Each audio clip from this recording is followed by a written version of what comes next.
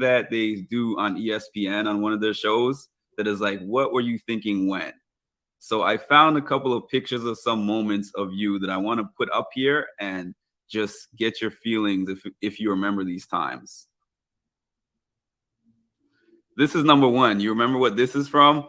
Yeah, I do. It took me a second, but that was me blindly going into the groupie drawer to figure out what girl we were going to call to hang out with that night.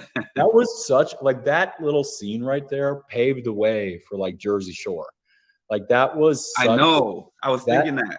The groupie drawer and that type of action, like Nehemiah and I being young and just there to have fun and be like, and even though, you know, however you want to view the groupie drawer today, obviously it's overwhelmingly immature.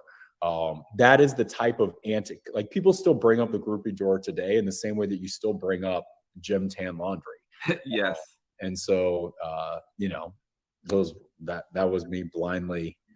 And then Paul Rudd and shoot, I'm forgetting the other guy. They were in this movie together, and they did they did a 30-minute show on MTV to promote the movie, and in it they went through like their favorite scenes from the real world, and this was one, and they remade this scene.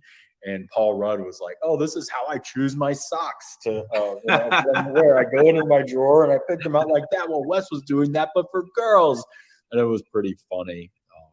Even though you're saying that it was really immature, and it was, I remember watching this at 17 or whatever I was, and being like, "This is the coolest thing ever." Yeah. The thing about it, obviously, incredibly immature, wouldn't do that to this day. I don't even think this would fly to this day. These were all women that were throwing themselves at us, and I was only 20 years old. So because we're in the bars. So these are 21, 22, 23-year-old women giving us their number because that's how you communicate back in the day.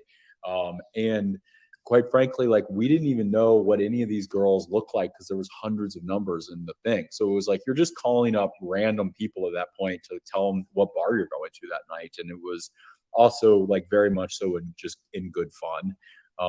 But yeah, a very immature part of my life that a lot of people found funny.